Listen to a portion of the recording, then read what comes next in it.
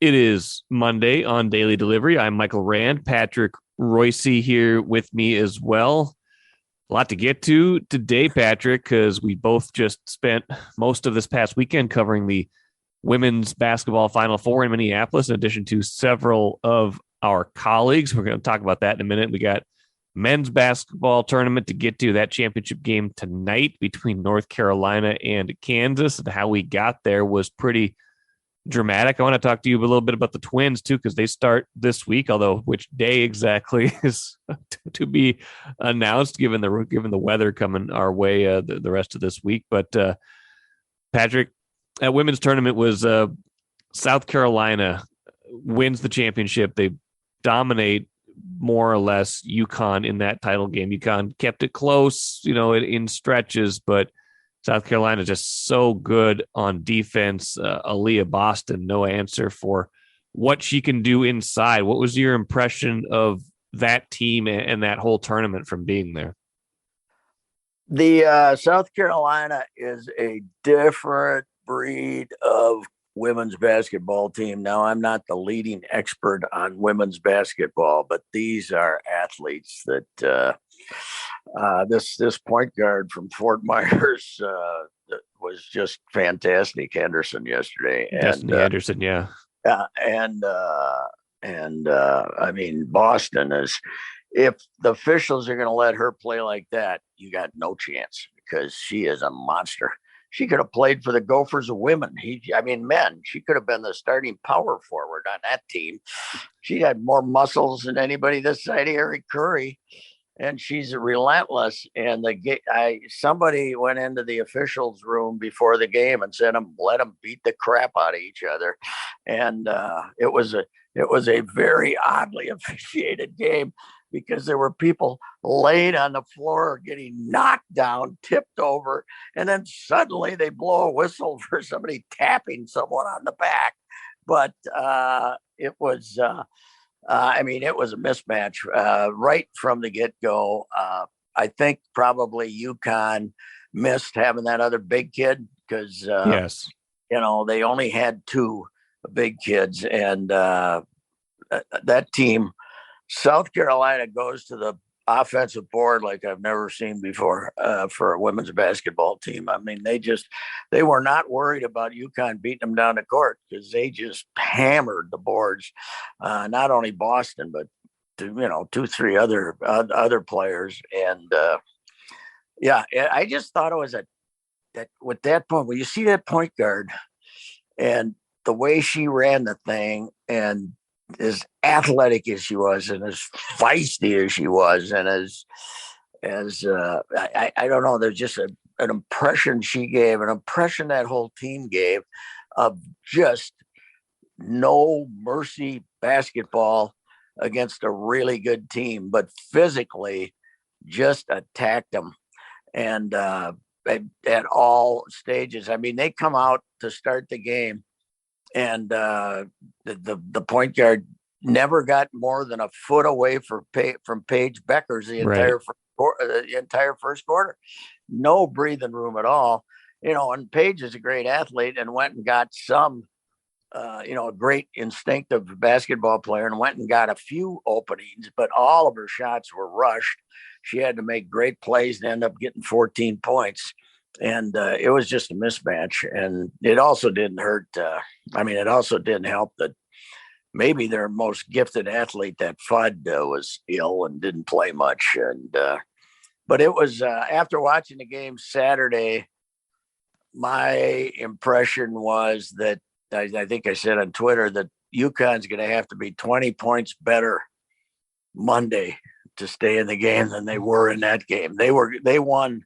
They beat Stanford only because Stanford was terrible that day and couldn't make a shot. 2 out of 18 for threes before they made a couple late in the game. Yes. But they were no match for South Carolina. That's a great team. And they were number one from start to finish, right? They were rated number one every week from start to finish. And everybody saw this coming. Dawn Staley, different kind of cat, man, shows up in a Letterman's in a what, a $4,500 Letterman's jacket Yep. as coach. $1,000 shoes too, Patrick. She's awesome though. She's great. She's great for the game. Take a playcation to Mystic Lake for 24/7 gaming, fun restaurants and bars, and luxurious hotel rooms. And join Club M to bask in the rewards. Follow the lights to Mystic Lake, where every day is play day. Oh, God, yes. And you know who's the gutsiest guy in the whole, he's dead now, the Temple AD in 2000, when she still got 7 seasons left in the WNBA, and he hires her to coach Temple.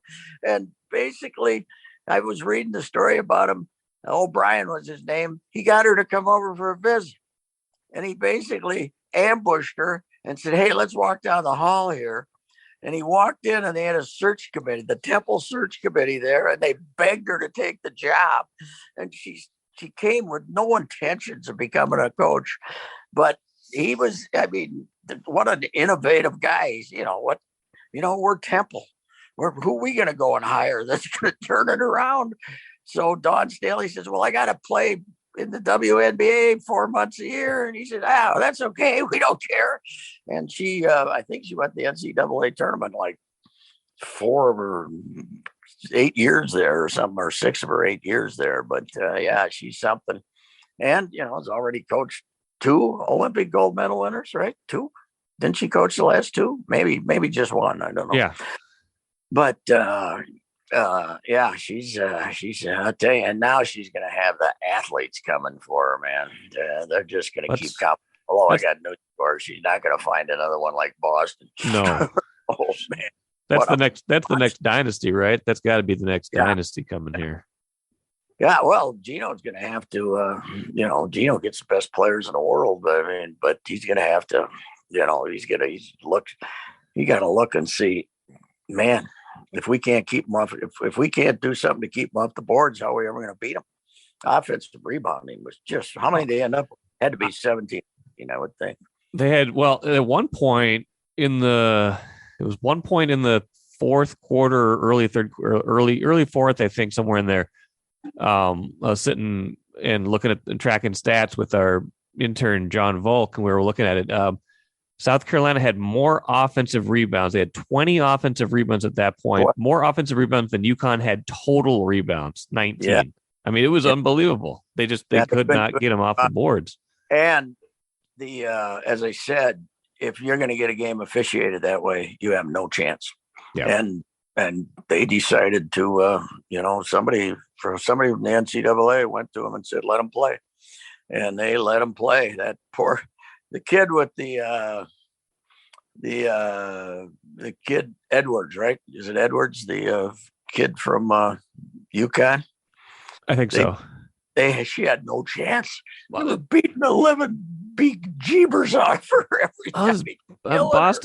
Boston's so physical, and she's so relentless on, and it's got to be a comfort too for South Carolina to know that you can just kind of shoot it from anywhere, and you're probably going to get the ball back even if you don't make it. But that's what they're saying. I was listening to I watched the second half on TV rather than out there at the game, and they were saying that her theory is, I don't mind missed shots; those are just chances to make offense, get offensive rebounds. But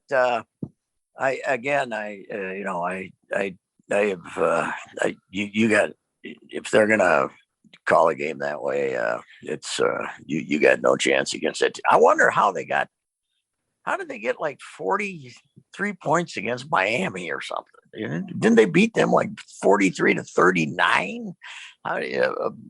Somewhere about a month ago, something like that. They lost 2. And I don't know who beat him, but there's something. I forgot to look. How many of these kids are underclassmen? That's a good question. I'm not exactly sure, but they're, in this sport now, they can kind of reload pretty quickly. And, and the flip side of this is UConn now hasn't won a national championship in 6 years?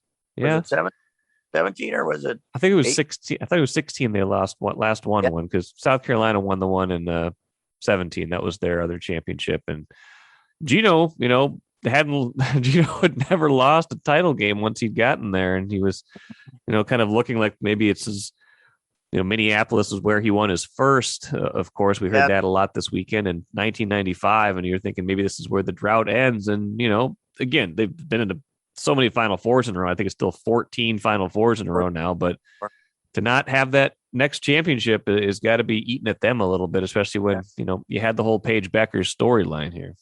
Yeah, they got within 6, but you really never thought of. I mean, it was 11-2 right off the bat. When they called timeout, you said they got no chance. No, I mean, the difference athletically and approach wise, they were. You know what? You made a good point. They were not afraid to do anything. No, they weren't. They could take a bad shot. They could throw up they can do anything they want because they just absolutely smashed the boards, and they got the number 3 and number 1. Those 2 guards are just athletes, and just not only athletes, but fearless athletes, just, okay, come on. And it was a very impressive team. That's for sure. Even the final, 3 minutes when UConn's trying to make the last ditch rally, and they'd scored a couple times to get it to 10. South Carolina calls timeout, and usually at that point, teams are kind of content to run some clock, trade some baskets, and South Carolina throws a press at them for a few possessions in a row. They're just relentless. It's got to be so hard to play against a team that's not giving you any space. Like Paige Beckers, I think she had one open look. She had that one open 3 at the end of the fourth quarter when there was a little defensive communication. The ball got, it was kind of a loose ball. It found its way to her. She made an open 3. Other than that, unless there was a precision backdoor cut and a perfect pass, UConn was not getting any easy shots. Yeah. Well, correct me here if I'm wrong. It's 26-8 or 22-8 at the quarter. Or was it 22-8 at the end of the first quarter? Yeah. Quarter, they come out for the second quarter with the press. I know. Slapping at them. They said, okay, now we're going to really make it hard on you. So it was, that's a hell of a collection of players. That's for sure that are, and you know what? She is a coach who's one of them. She's got her Letterman's jacket and the whole thing, but she can chew some rear end too. I bet you. I bet she can really let them have it if she's mad at them, and they're going to take it because it's Dawn Staley. She's walked the walk, and now she's talking the talk. Well, cool event. It was kind of fun. Minneapolis felt like it was fun having them. Yeah.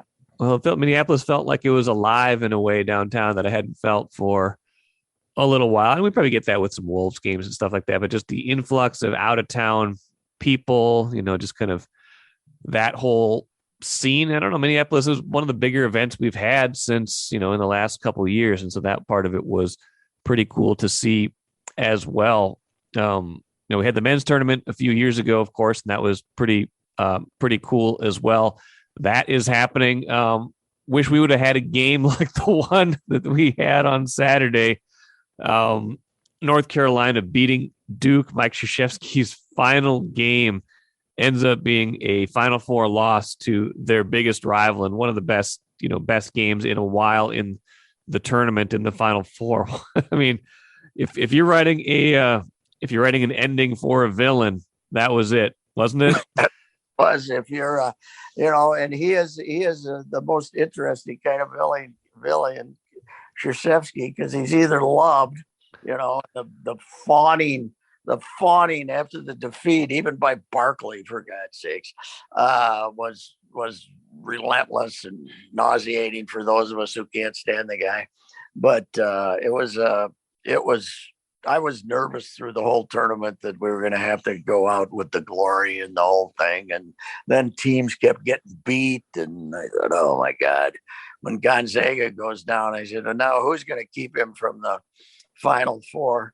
But then to have him lose to Carolina in the semis was too good to be true for those of us who think he's a pompous jackass. And I'm not saying I'm in the majority here, but there's a lot of people who are rivals who obviously don't like him. But one of the all-time referee baiters, and every time they get beat, it's the same story about his great young men. He still talks about his players like they're graduates from a college when he's got more one and dones than anybody. Right. The hypocrite. I'm still bitter about him giving poor Pete Gaudet all those losses 15 years ago. This team stinks. I'm going to have back surgery. Pete, you take care of them and you get the losses. They don't go on my record. So I don't know. I think he's just and I see his last press conference on Saturday turned into him lecturing the NCAA about all that's wrong with them, or on Friday. So he's just a pompous guy. Good coach, obviously. Oh, yeah. Seems like the players who play for him, most of them, I guess, tolerate him. But it was a great game, and what a turnaround! I mean, I don't think we're getting a proper appreciation for where North Carolina was in January. I was just gonna say that they're an eight seed too. Like people, North Carolina is just one of those programs where it doesn't really matter, I guess. So they've got the talent, but an 8 seed getting to the title game is very unusual. They almost had to get to the title game of the ACC to make the tournament. Yeah. I don't they had to beat Duke in the final. Once they got there, I think they were going to get in, but they were fortunate. They had 1 week where Wake Forest, which wasn't bad, beat them by 30, and Pittsburgh, which was the drag of the league, Pittsburgh lost at home to the Gophers, beat them and beat them, fairly handily. They had some of the worst losses in North Carolina history. And so it's a great comeback story. And they beat them bloody in the ACC final, but you thought, I didn't see much hope for North Carolina beating them. No. On Saturday, but that is it Love, the guard they got? Yeah. Ooh, yeah. You know what else is making your free throws is good. Yes. You get guys that go up there and you look at these wonderful athletic type of guys that kind of beat you up physically. A lot of them aren't great free throwers, but that North Carolina team makes its free throws. So that was a pretty good moment in what had been a pretty bad tournament. Yes. As far as Villanova made the Final Four by shooting 28.8% in the regional final. They made 28% of the baskets, and they won. The shooting in the shooting in the NCAA tournament as a whole was terrible, but that was a hell of a game. And the Kansas Villanova game wasn't much to look at either. I mean, no. Villanova had a little comeback at the end. That guy can coach, Jay Wright, but but it is somebody said to me it's going to be great to see Mark Emmert give the trophy to Bill Self. Right. They've been trying to get him for about 5 years, right? And they haven't been able to get him yet. But Kansas is this is a repeat, by the way, of 1957. North Carolina beat Wilt. Wilt was a sophomore in Kansas, and 3 overtimes, 54-53. Oh gosh. The first overtime was 2-2. The second overtime was 0-0 because they were before the shot clock, right? Yeah, they were both holding the ball. And then the third was 6-5. But Dick Harp was the coach from Kansas City. Now I looked this up, but I remember hearing about it vaguely. And he was, everybody held the ball against Wilt. Well, he was holding the ball too for the last shot for an entire period. He got a lot of heat down there for the way he coached that game. But it also appeared that the legend of that one is Wilt didn't exactly get the calls. A 7'1" black guy trying to beat a all-white team from North Carolina with a couple of white officials probably didn't have much of a chance. So. Wow. Well, yeah, it should be a good one tonight. I hope it's a good game. I mean, I think it will be, although don't you get? I think North Carolina might have left a lot out there on the floor. I think Kansas is better than they are. I kind of like Kansas to win probably. Yeah, I mean, I hope Kansas wins just to have the full appreciation of the hypocrisy of college athletics. Yes. fantastic, won't it? Nobody does more to get players than Bill Self, and they ain't caught him yet. Nope. Nope. Well, I want to move on and talk Twins a little bit here with you. Something you and I were talking about a couple of days ago in the press room for the women's Final Four. Twins rotation. We've talked about this a few times, but Joe Ryan, and maybe this doesn't matter a whole lot in the big picture, but symbolically, Joe Ryan, Twins rookie who has made 5 starts in his major league career, all of them in September of last year against bad teams, is their opening day starter. What to you does that? What's the thought process there for the Twins, and what does that tell you about their pitching staff this year? Because I mean, Sonny Gray, probably certainly a good enough pitcher that probably could have gotten that duty, but not a lot of depth in this rotation. If Joe Ryan is your guy, either Thursday or Friday, depending on when they decide to play that home opener. My theory is it's a reflection of two things. It's a reflection of a team that's really thin on pitching. And the other thing, it's a reflection on the modern thinking of baseball, that the starting pitcher doesn't mean that much. That it's none of this is, it's not important to the Twins whether Joe Ryan starts or Bailey Over starts or who starts, because they think he's going to go 3 innings anyway at this time. And it's the de-emphasization. This is a wonderful example of the de-emphasis of starting pitching. And nobody on that team in the first 2 weeks of the season is going to go more than 5 for sure. It's going to be very lucky if anybody goes. Sonny Gray could do what he did yesterday, 12 up and 12 down, and he might not be able to pitch the 5th inning, because that's going to be the philosophy you're going to see.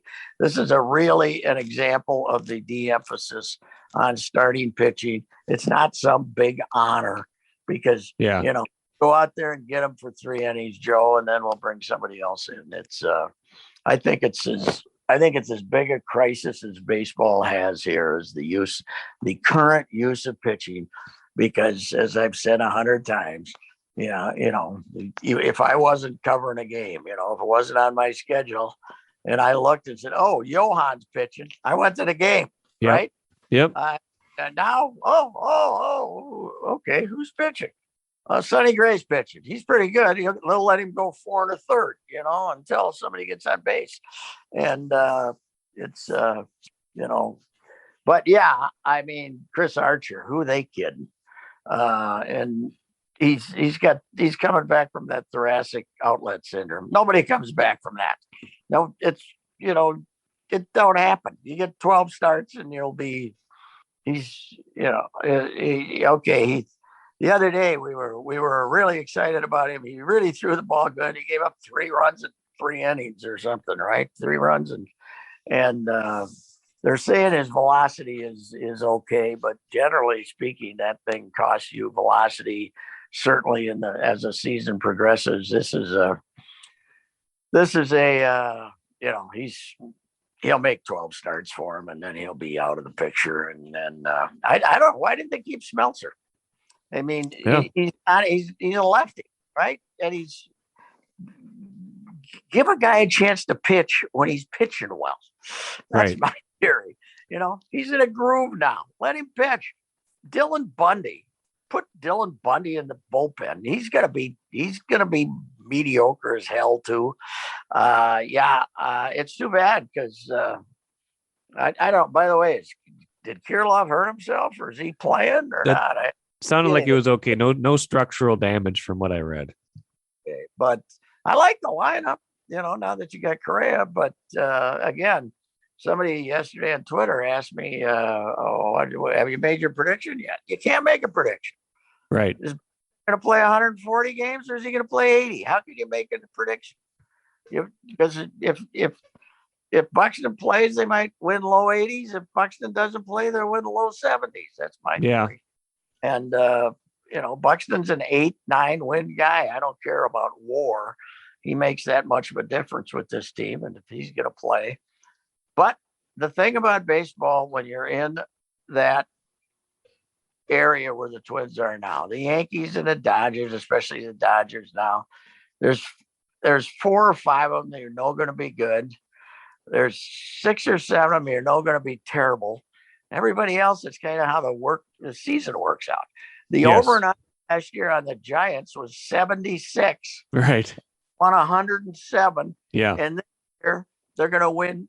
They won't win 80 in that division. This year, the reality is going to kick them in the shins and they're going to be terrible. That's my prediction. And there's, those middle of the road teams that are okay, like the Twins are right now. It just kind of depends upon, some guys have career years and some don't. 2000, the home run year, 18, right? 19. 2019. Everybody had career years and they won 101 games. How did they do that? It was a miracle. And then last year, in 2020, they were okay because it was a 60-game season. And, last year at this time, I think we all did our predictions in the Star Tribune, right? Yes. And I went with 86. I don't know. And that was the lowest. Yes. That was the lowest of the people predicting. And I was getting messages and, on comments, you're just doing that to be negative, Right. And they were 73. So there's a big if with this team, but certainly there's no reason to, when you look at that starting rotation, there's no reason to be terribly optimistic. That's for sure. Yeah. It's just, it's hard for me to look at that and say this has got even a chance. Cause it's just, I don't know. So I think Sonny Gray will be fine. I think Ober and Ryan have a chance, but a lot of being count on them. And Archer and Bundy, it's just every other start, one of them's going to get lit up, it feels like. And then, one of your, they're probably going to carry 16 pitchers at the start of the year, right? It's going to be 16 pitch when they got the 28 player roster. I think it'll be 15 and 13. 15 and 13. 15 and 13, yeah. But if they carry 16 pitchers, I'm going to puke. But I don't know. I'm prepared to ridicule them all season. Yes, I'm willing to have my mind changed, and I am excited to see Correa play for that team. Yes. But and see if Buxton can play. And why did Jorge Polanco get no hits in spring training? He hit like 12. What was that about? Yeah, I don't know. I don't think I want to put a lot of stock into it, but come on, let's get a hit once in a while. What's going on? Yeah. Why don't they just announce today they're not playing until Friday? They might as well. Weather's supposed to be awful on Thursday, and it's going to get better as the week goes on. Like by Sunday, it's supposed to be like in the mid 60s, so they can actually have some actual baseball weather. But yeah, I don't know. I don't know why they wouldn't do that now. It's probably they got a lot of tickets. I'm sure they got a lot of tickets sold for it. That one usually sells out. The opener sells out, but our St. Paul Saints are starting their season Tuesday in Louisville. That's right. Yeah, they are. Giving them no pub. I see they go, and I was just looking at their schedule. They got the week-long homestands against the same teams again this year. I like that. Well, they like it too because it saves money on travel. It's an expense thing, but I kind of like you're home a week, you're on the road a week, but the fact that it's the same team really kind of bores me. But who cares? You go to a minor league game, you're not going for who the opponent is anyway. Right. You probably see the same starting pitcher a couple times if that happens, don't you? You get to see Hunter Green. I don't know. Did he make the Reds? If not, Hunter Green, the kid they didn't draft. Oh yeah, was right on the cusp with the Reds, and he strikes out about 14 every 9 innings. So that's amazing. On him now, he throws too hard. Twins wouldn't want him. He just we'd rather take some guy off the scrap heap and think we're gonna. I wonder. I do think that Bundy and Archer will both be more successful than Homer Bailey, right? Okay, I almost forgot about Homer Bailey. I almost forgot about him. He pitched in one game. They gave him $7 million. Is that true? Yes. I did not realize that. Yeah, I think it was 7. I think they gave him. These guys these guys for being pitching geniuses have done some dumb things. Yes. And they keep thinking, well, if he throws more sliders, blah, blah, blah. I don't know. Give me the guy that's got a chance to make 28 starts instead of 2. Yes, exactly. By the way, I did a piece on Tommy Hall, the last rookie start. The other starters that year, Boswell, Dean Chance, Jim Cotton, Jim Perry, who won the Cy Young the next year, and they started a rookie. Those are only Billy Martin. That was the weirdest thing of all time. The rest of the Twins this year are not that good. I'll say that. No, Gene Chance was he was 27, and that was, he was on the way downhill already because I think 68 he pitched 320 innings or something those years. And the Blade, they got the Blade's phone number for me, and if you want to get a hold of Tommy Hall out there in Riverside, California, don't bother to send him an email. He doesn't own a computer. He doesn't believe in all that new fancy stuff. Wow. So Randy Shaver was trying to get him on Channel 11, I guess, and he had to go over to his daughter's house where she had a computer so he could do some kind of a video interview or something. Wow. Yeah. That's amazing. Yeah, it is. He's the Blade. He was 140 pounds and he threw harder than hell. So anyway. Talk Wolves and Wild for a minute before we get out of here. Wolves only have 3 games left in this regular season. Looks like I'll have about 16, don't they? That's weird, man. Yeah, I mean the Wild's off kilter a little bit because of the Olympic break that didn't end up needing to be an Olympic break. But Wolves, they beat the Rockets last night. They beat the Nuggets a few nights ago to keep their play-in hopes alive. But man, like we've talked about before, Clippers playing pretty well. It looks like it's going to be Wolves and Clippers unless the Wolves can sweep these 3 and then Denver or Utah's got to fall apart. But the hell out of the Lakers last night. The Lakers are not going to make the play-in tournament. They're 2 games behind San Antonio. It's amazing. It's unbelievable. But I know everybody's worried about the Clippers, and if you can't beat the Clippers at home, then you stink anyway. That's my theory. I mean, then you're mediocre anyway. So, I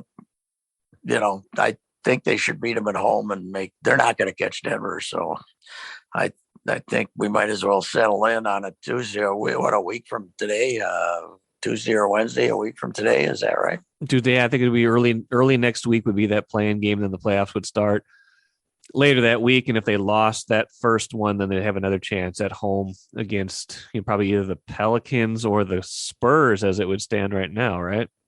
Yeah. Well, the good news about them is Edwards has come out of his month-long funk and is starting to play pretty good again. And that's really important. And D'Angelo actually played well enough that he could have beat me in a game of horse maybe after which he probably couldn't have a week ago. So that's okay.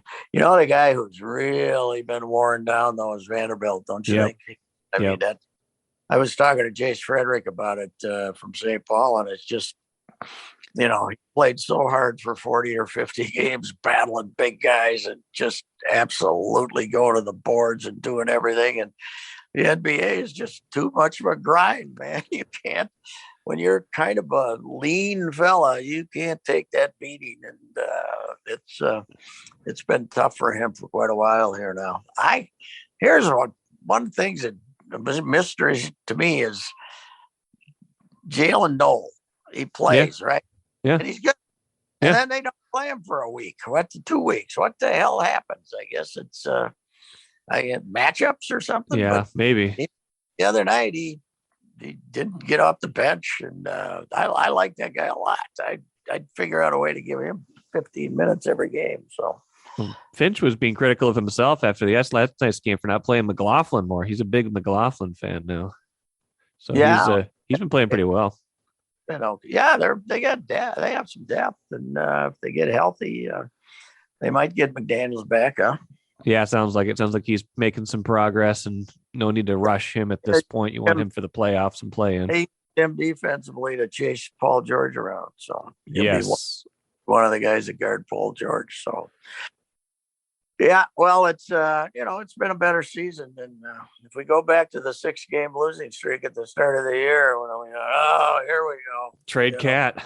Yeah, I think trade Cat and do everything. So it has been a positive season. It's just that we have now a mentality, probably based on the Twins losing 18 in a row. But if they make the playoffs and end up getting beat twice, everybody. Right. Any progress made this year will be thrown out the window. And the modern sports fan who's a tough guy on Twitter who if you don't win the ring, it doesn't count. Blah blah blah. But we better get ready for a long spring with the Wild, man. They're good.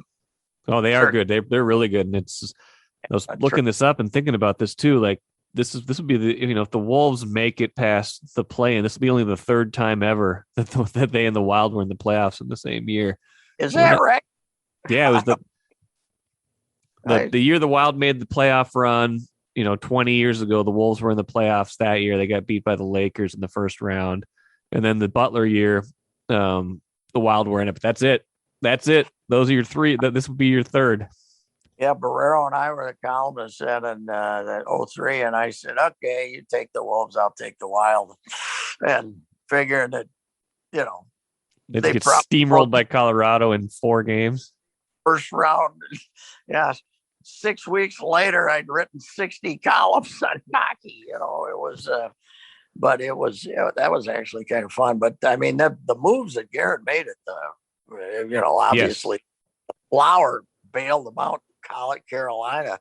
I happened to be watching the second period of that game. He was phenomenal. Yeah. They could have 8 goals that period, and Carolina, and then they kind of took the pizzazz out of them. But you look now, they're second in the whole West in points. Colorado's got a bunch of injuries, even though they keep winning. And I don't think there's any chance that either Nashville or St. Louis beats this team in the first round. And then you end up playing Colorado in all likelihood. So yeah, they've got a chance this year. They've got a chance, no doubt. I like the way they're constructed. It seems like all the pieces make sense. And yeah, he added that muscle and flurry at the deadline. Garrett knows what he's doing. He's pretty good at his job, it seems like. But yeah, I mean, Cam Talbot and jacked up Cam. No matter what they want to say, it jacked up Cam Talbot when traded for Fleury. Hey Cam. The reason they traded for Fleury is you've been terrible. Right. Now he's been great. He's the player of the week and all that stuff. So right. I don't he hadn't lost since, right? Yeah, and he had started to get it going a little bit before Fleury came, but the reason they were in the market was that 6-week period when he and the other guy couldn't stop anything. So when they had that. But they're good, and they're going to be around for a long spring. So I think the cup is going to be awarded on June 30th. I think that's right. Yeah. Well, hopefully the Wild's not in the Game 7 of the Stanley Cup because that's my anniversary, and I would get have some problems if that was the case. But I guess we'll cross that bridge if we get there, Patrick. If we're planning the parade in July, that would I guess people would. Another low energy, nothing going on week this week. Now that the Final Four is out of time, Gophers Mankato in the national semifinal for the Frozen Four, and then we have the Twins coming home to play to start the season, and it's never ending, which is good. And the Masters, don't forget the Masters. I forgot, and Tiger might play. Right. So we'll talk even about. Going to play, he's not going to announce it because he wants to get the big roaring ovation out to the first tee on Thursdays. Yeah. He's going to play, isn't he? It's going to be right there. I mean, he must have felt pretty. He showed up again, although he'd be there on Tuesday anyway for the dinner. But the fact that he came back after he came down there and played about a week ago, right? A week ago, the way it went because he came back Sunday. So anyway. We'll talk about that all next Friday or next Monday, won't we? It'll be, I'm sure it'll be. You're right. It's never ending. Yeah, that Gophers Mankato game should be something on Thursday. I'm gonna talk to Randy Johnson about that later this week and do a bunch of Twins preview stuff too. What's that? 3-1 Gophers. Mankato's doesn't have much firepower. Okay. Gophers. I mean, I love Mankato. Mike Hastings is a beauty. He's one of my favorites, but I just don't think they got enough firepower. As good as this Gopher team looked against Western Michigan, I think they win it. So, well, we'll find out Thursday. Thank you, sir. All right. See you, Mike.